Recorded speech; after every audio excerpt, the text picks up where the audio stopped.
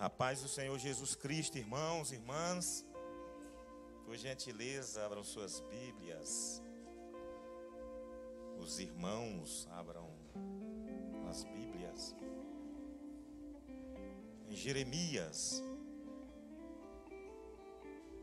eu vou ler o capítulo 17, versículo 14. E depois eu vou ler Jeremias 18, do 1 ao 6.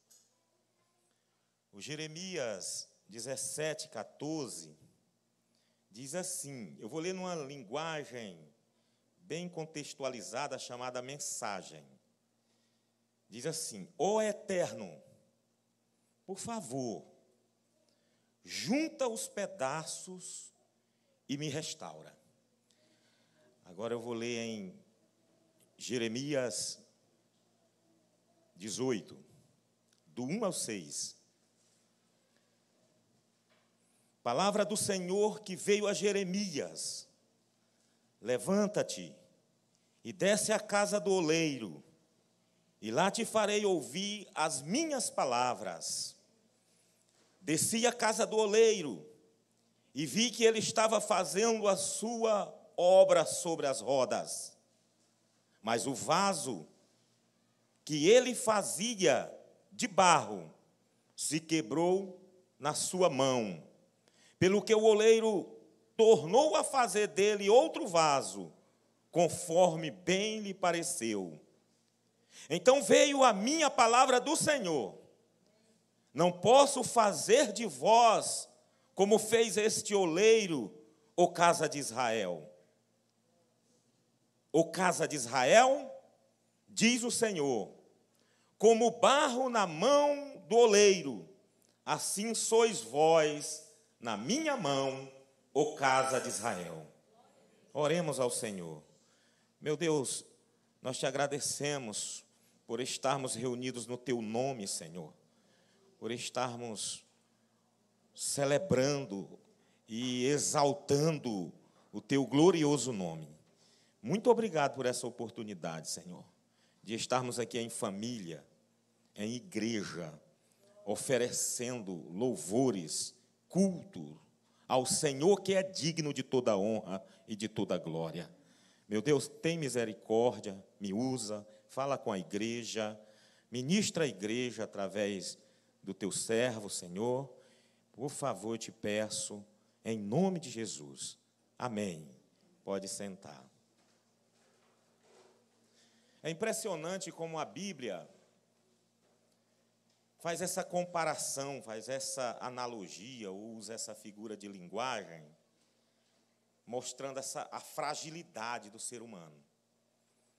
Aliás, o homem foi formado do pó da terra.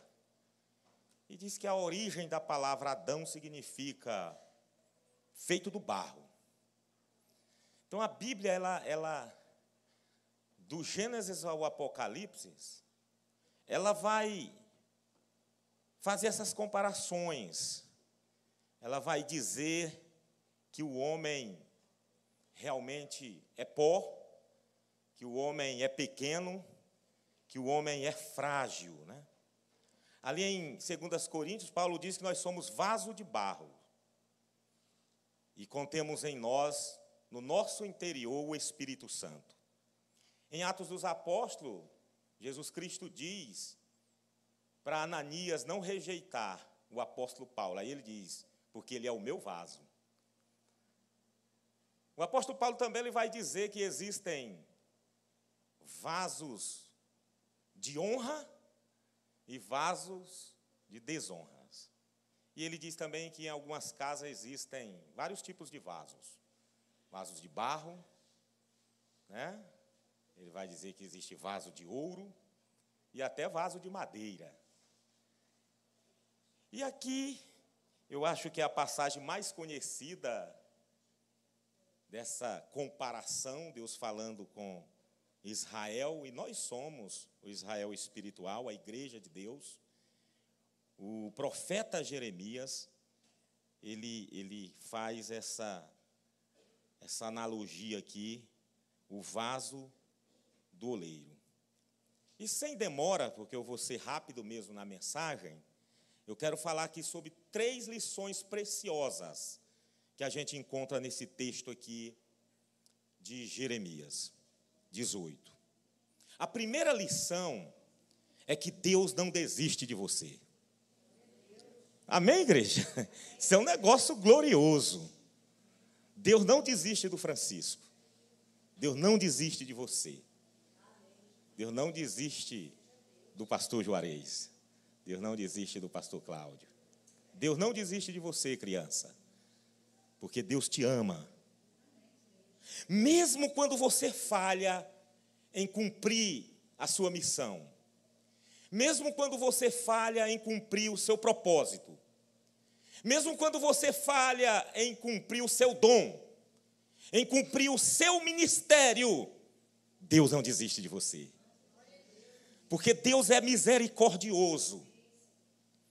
Deus, ele tem prazer na misericórdia. E o desejo de Deus é sempre de te perdoar, de te dar mais uma chance, de te salvar. O vaso quebrou, mas o oleiro não jogou fora o vaso estragado, o vaso quebrado, o vaso trincado. O oleiro não jogou fora, mas fez dele um vaso novo. É o que diz o texto. E é interessante frisar que o vaso quebrou na mão do oleiro. E o oleiro, ele sabe o que faz. Mesmo quando você se torna um vaso quebrado, um vaso trincado, Deus continua investindo na sua vida. É só você prestar atenção nisso. Prestar atenção nos detalhes. Parar um pouco e ver as coisas com o olhar espiritual. Você vai perceber que Deus está investindo em você. Que Deus não desistiu de você. Que Deus continua te amando. Continua te abraçando. Continua te procurando. Às vezes você tenta fugir, mas Ele não desiste. Porque Ele te ama.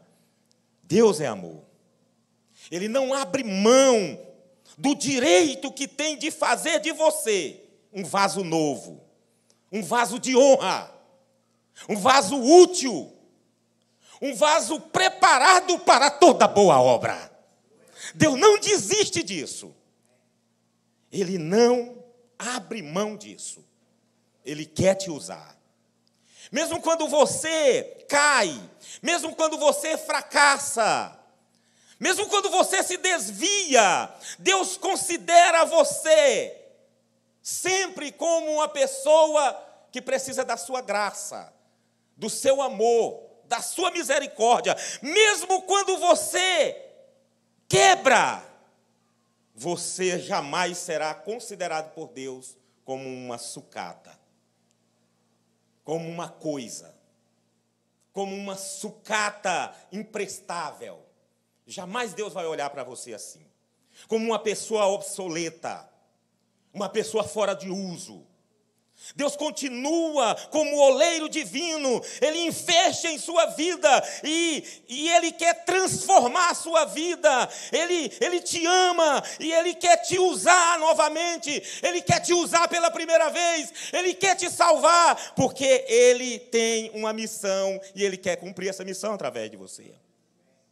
Ele mesmo estabeleceu um plano para a sua vida. E se você permitir, se você deixar, Ele vai te usar. Ele investe pesado em sua vida e transforma você para que você cumpra os propósitos eternos que Ele mesmo tem e que Ele mesmo estabeleceu para a sua vida. Amém, Igreja de Cristo? Então, a primeira lição é essa: Deus não desiste de você. A segunda lição que eu aprendo nesse texto de Isaías 18 é: Deus não faz apenas remendos em sua vida. Aliás, Deus não gosta de remendos. Está repreendido o remendo. Deus, ele não quer fazer remendos. Deus, ele não gosta de jeitinho, não. Ele faz de você um vaso novo. E Ele tem poder para isso. Nós declaramos aqui, através dos louvores. Ele é o Todo-Poderoso. Basta um movimento da parte dele, um agir, ele faz de você um vaso novo. O oleiro não remendou o vaso, ele fez um vaso novo. A obra de Deus, ela é completa. Ele faz de você uma nova criatura. Ele não quer apenas uma reforma externa, ele quer lhe dar tudo novo, é vida nova, é mente nova, é coração novo, é gostos novos, é alvos novos, sonhos novos, compromissos novos, missão novas para glorificar o Senhor. Isso é extraordinário. Saber que eu sirvo um Deus que me dá uma chance e que faz na minha vida isso. A vida com Cristo, ela é novidade de vida. Eu gosto demais de falar sobre isso. Quem está em Cristo, nova criatura é. As coisas velhas já passaram, e eis que tudo se fez novo. Eu costumo dizer que o crente tem que ser novinho em folha, todo dia. Sabe por quê? Porque todo dia eu posso me ajoelhar diante do Pai e dizer: Pai, me perdoa, Pai, tem misericórdia de mim. Pai, eu quero começar novamente. Senhor, me ajuda. E Pai, o Pai perdoa mesmo. E o crente será sempre novinho em folha, 0 quilômetro na presença do Senhor. Fazendo analogia com o carro aqui. 0 quilômetro. Portanto, despoje-se de tudo que é velho, dos trapos de murmuração, e deixe para trás o espírito de angústia e de culpa, e cubra-se com a roupagem de alegria, de louvor e de novidade de vida. Quem quer isso para a sua vida, para a sua família? Amém? Então é a segunda mensagem aqui, rapidamente, que o texto nos fala é isso. Deus não faz apenas remendos em sua vida. Ele realmente faz um vaso novo. E em terceiro lugar, Deus não faz de você um vaso segundo o seu querer, mas um vaso segundo o seu propósito soberano. Deus também não vai se submeter à sua vontade, à minha vontade. Deus vai te renovar, Deus vai te abençoar e te usar para cumprir os propósitos dele. Amém, igreja? Porque a missão é dele. Então, Deus, ele tem o melhor para você. Os planos de Deus para você são mais elevados do que seus próprios sonhos e projetos. Eu costumo dizer que o melhor que Deus tem para nós é nós estarmos no centro da vontade de Deus. Estarmos no centro da vontade de Deus é o que pode acontecer de melhor na minha vida e na minha família. Porque o que Deus tem para mim, para a minha família, é mais elevado do que os meus próprios sonhos e projetos. A vontade de Deus, e não a sua, e não a minha, deve prevalecer. Senhor, seja feita a tua vontade. Senhor, seja feita a tua vontade, sempre. Não a minha, não a sua, não a do homem, mas que seja feita a vontade do Senhor. Deus aqui no texto é o oleiro, e você e eu, o barro. Não é o barro que manda no oleiro, é o oleiro que molda o barro. O oleiro divino está empenhado em esculpir em você a beleza de Cristo. O obreiro divino, ele quer moldar, ele quer forjar o caráter refinado de Cristo em você e em mim. O fruto do Espírito está sendo construído na minha vida e na sua. E o fruto do Espírito é o caráter de Cristo. E quando eu tenho o fruto de Cristo, o caráter de Cristo, a mente de Cristo, tudo o que eu faço glorifica o nome do Senhor. Então, Ele está criando em nós. Isso é gradativo.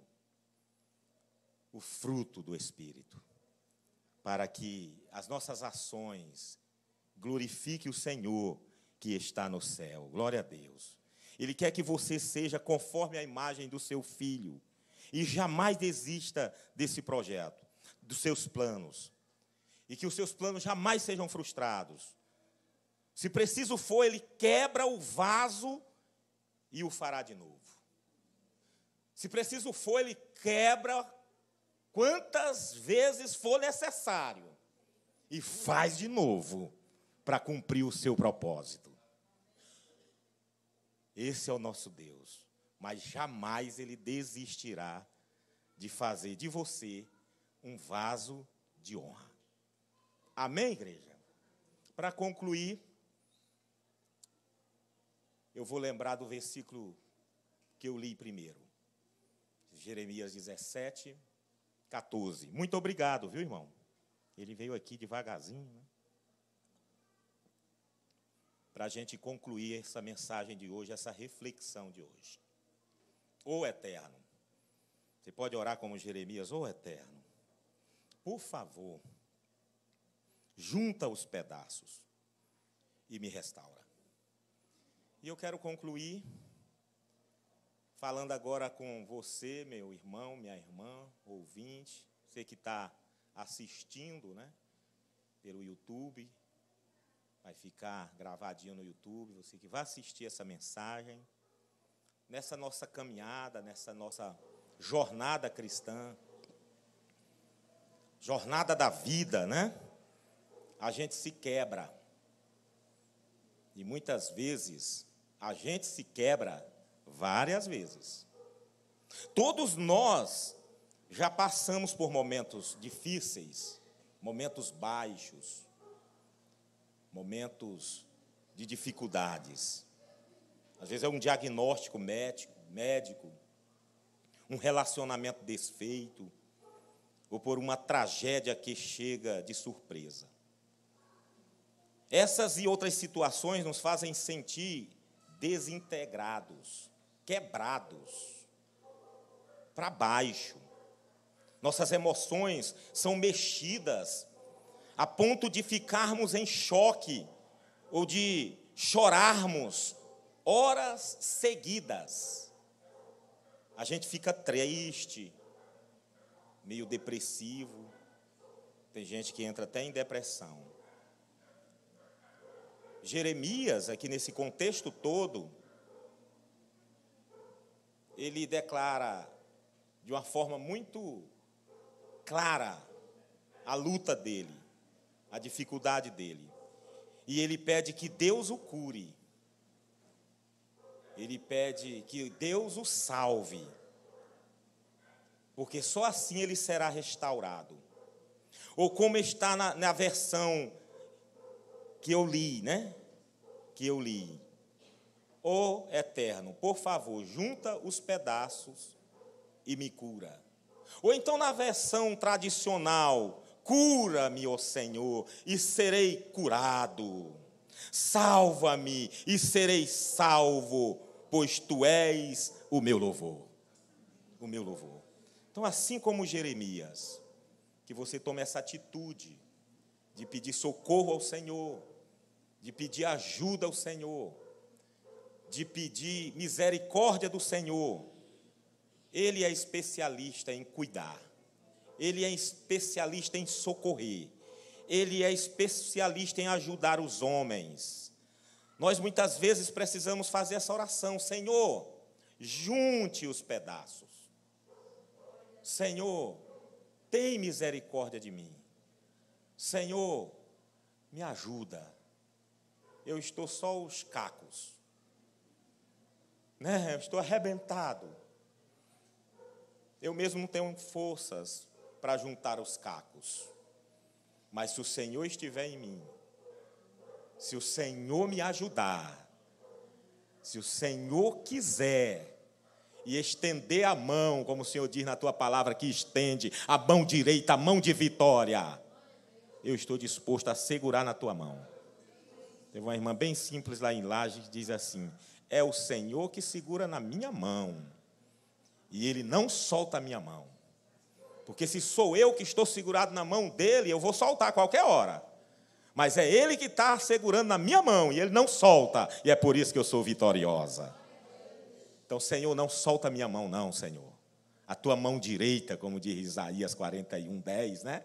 A tua mão vitoriosa, porque aí eu vou me reerguer. Aí sim, o milagre do vaso novo vai acontecer. Eu vou me levantar, Vou olhar para ti, vou cumprir a tua missão, vou cumprir o meu ministério, vou colocar o dom que o Senhor me deu a serviço da tua igreja e do reino de Deus. Senhor, junte os cacos, pois nos sentimos como um pote quebrado e, portanto, sem nenhum valor. Tem muitas vezes que a gente se sente assim, na hora da luta, na hora da dificuldade. Deus que permite que passamos por esse turbilhões de problemas, a ponto de nos sentirmos esparramados pelo chão.